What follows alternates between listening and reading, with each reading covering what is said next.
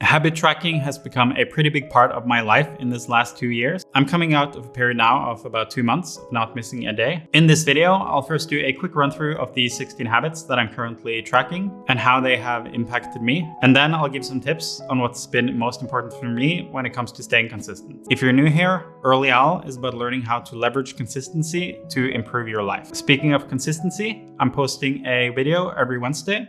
So if you want to follow me along on this journey and maybe learn some new things on how to get more out of your time, then you should totally subscribe. I'm not biased or anything, I promise. So I've been tinkering around with tracking habits and adding and subtracting different habits for a while now, as I mentioned. These are the current ones I'm working with, and I'll just do a quick run through of all of them. Sleep is the first one because that's the first one I check off every morning. I just made a video on sleep, but the basic habit here is to be in bed before 11 p.m. every day. Meditating is something I've been doing almost every day for about a decade now. When I say almost every day, I mean a few months off, or something like that. But this last period, I've been doing it every day. I think it's very hard to quantify the benefits I get from meditation because I can't know what kind of person I would have been if I didn't meditate every day. But I do feel like it just makes me more aware of my emotions, and it doesn't make me in control of them, but it makes them less in control of me, I think is a good way of putting it. Working out, probably the best habit anyone could build. I lift 3 times a week, do yoga 2 times a week, and then I have the 2 days a week, which are kind of like light workout or stretching or something like that. So for nutrition, I am following a pretty strict diet of keto, which is basically just that I can't have more than 20 or 25 grams of carb a day, depending on who you ask. I won't go into the benefits I experience on keto here because that would be its own video. But one of the benefits is that it significantly reduces your cravings. So when I'm on this diet, I very rarely feel the urge to get off it. Journaling, this is just one of those things that everyone recommends doing and that has some significant amount of evidence that it does increase your happiness. I think the main reason I do it is just because it's a nice little addition to my morning routine and it takes me 10 minutes. So I just do it because why not? Walks. This is a new habit that I'm tracking, but I've been doing it every day pretty much for the last year and a half or year. And I think this is probably the habit that people would undervalue the most. For me, it has been absolutely massive. The important part here is that I take walks without bringing my phone with me, without listening to anything. It is just a time to kind of decompress. The other habit that falls into the same category is stretching, which is similar to walks in the sense that I just do it without listening to podcasts or listening to music or having my phone with me. I just have 10 minutes where I just do stretching and let my mind rest. Between every 50 minutes of concentrated effort, I try to have 5 to 10 minute breaks. And that's when I do my walks or my stretching. And I think taking these breaks where I just don't do anything, I just kind of let my mind digest, is probably the most important factor for being able to stay consistent with a pretty intense schedule, both in terms of work and personal projects. 3 hours of deep work for personal projects. This is basically the first chunk of my morning. I wake up, I do my morning routine, and then I work on my personal projects, which is making the game, the YouTube channel, or learning art. Is basically how I spend my mornings until 11 a.m., where I start working for my job. 2 hours of deep work for my job. This is how I start every day at work. I basically have 2 hours between 11 and 1 p.m. where I can't access my email, I can't access Slack, I can't get messages coming in. And I just focus on what I think is the most important, high impact thing I can do before I let in any distractions. And I continue to be surprised at just how much 2 hours of concentrated effort can do for my productivity at work. The piano is basically the first thing I do in the morning after I take in a walk. And the musical note thing is basically just an app where I practice for 5 or 10 minutes to practice my note reading. I want to read 30 minutes every day, which I usually do when I'm taking a bath. I used to have this as read 30 minutes of nonfiction, but I have come to the conclusion that if I'm really into a fiction book right now, it is fine to just spend that time reading fiction sometimes. I basically clear out all of my inboxes to inbox 0 sometime during the day. This is my work email, my personal email, and then my Todoist inbox. Improvement is a intentionally quite vague habit.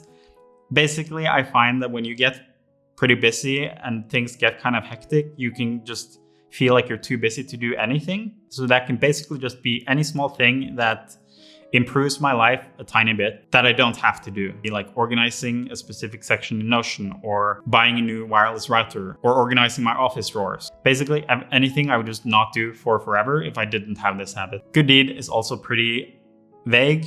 I do just know that one of the most consistent things I hear about happiness is helping other people. So this kind of tries to encapsulate that. Basically, the only requirement is that I deliberately take some time out of my day to do something that benefits someone else. So that might be giving feedback to someone else in the course I'm taking, or giving someone advice, like a random person on Reddit or someone in my circle. And I have a fallback to just give $10 to give well if I didn't find anything that day. But that rarely happens because you can always find something and it's not that hard. Shutdown Complete is a ritual I have at the end of each day. I tick off the final box, and then that's a signal to myself that I can just chill for the rest of the day and feel good about it.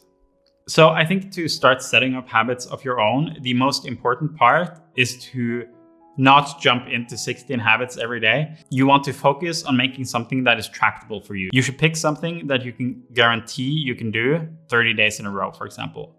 And then when that habit is built, you can start adding more things from there. I was already quite used to doing some of the habits just on my own, like working out, nutrition, and stuff like that. But then when I started tracking habits, I started with 3 habits, and then I moved up to 9, and then 12, and then 16. And even in terms of consistency, it's something I'm learning to improve over time. I also think when you're starting out, you should put the barrier of success as low as it needs to be. So even if you want to start running 60 minutes every day, if you're not used to working out regularly, you should set the barrier for success to something like put on your running shoes and walk around the block. Obviously, if you're out there and you feel like running more, then go for it. But you want to put the barrier for success to a point where you can guarantee that you're going to do the habit. This is something I make use of sometimes. Like, I can never fail a habit if I try.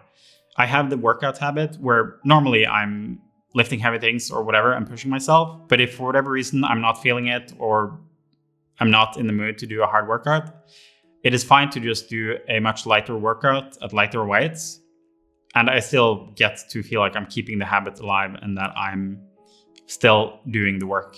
The second part, which was a complete game changer for me, is that you want to track the habits and you want to share them. I think tracking habits physically is better. So if you have like a notebook or use a calendar, kind of like I'm doing, that is a great way to set this up. For sharing, you can obviously share it with people in your life, or maybe you can find an accountability buddy, someone who wants to set up similar habits to you. Another place I can recommend, which is somewhere I post my monthly updates every month, is a subreddit called the X Effect, where you can basically just create a habit list and share it when it's empty, and then you share it when it's filled in. Another thing that I think is important when it comes to building habits is kind of internalizing why you're doing this and why building a habit is important. It is not just about forcing yourself to do the thing and forcing yourself to do it regularly. It is about changing your identity to become a person who does this thing. I remember when I started working out, I'd basically avoided any form of exercise as much as possible for the first 23 years of my life. But then I suddenly just became aware of how beneficial actually working out is. It just,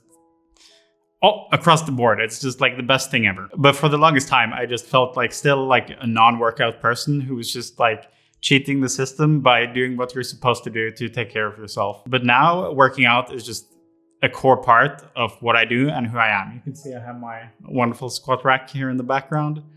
And I would not want to set up a new apartment without having the ability to have a squat rack in it, because how else would I work out? I mean, I could just go to a gym in normal times, but look who's laughing now. I'll throw in a quick quote from Atomic Habits, which is a fantastic book if you're looking to learn all the strategies about building habits. I'm sure I will do a book review of this book at some point. Every action you take is a vote for the person you wish to become. No single instance will transform your beliefs, but as the votes build up, so does the evidence of your new identity. This is also an idea that I lean very hard on when building my habits. If I fail a habit, it does not just mean that I kind of lose out on the benefit of that habit. It means, one, that I'm breaking a streak, which is obviously not good if you're tracking the habits and you're trying to maintain a streak. But it also means that I'm putting a vote in the other direction of what I want. So if I skip working out, I'm putting a vote in for my identity to say, oh, I'm the type of person who skips workouts. And I don't want that. So that's why it's important to me to just get in a tiny workout compared to not doing anything at all. The final thing I find is really important is just be careful of letting failures spiral. Realize that no matter how consistent you are with habits or how good you get at this, there will always be times where you slide back or where you fail or where something goes wrong. And you just need to accept and embrace those failures and try to pick things up as soon as you can. What I find over the years as I focus more and more on habits is that the downs become less frequent and the ups more frequent. So to summarize, you should start small, start tracking habits and sharing them. If you do set up a board or post on the X Effect, it would be awesome if you post it in the comments and I will keep you accountable. And the second thing is to focus on building the momentum and shifting the identity. Don't worry so much about getting the most out of the results of your habits right away. If you liked this video and want something similar, you should check out my recent video about the flip side of this coin, which is about a method I use to break bad habits and addictions that works wonders for me. I'm sure I'll have more to say about habits in the future, but for now, I think I'll say this is in the bag. Thank you so much for watching, and I will see you next Wednesday.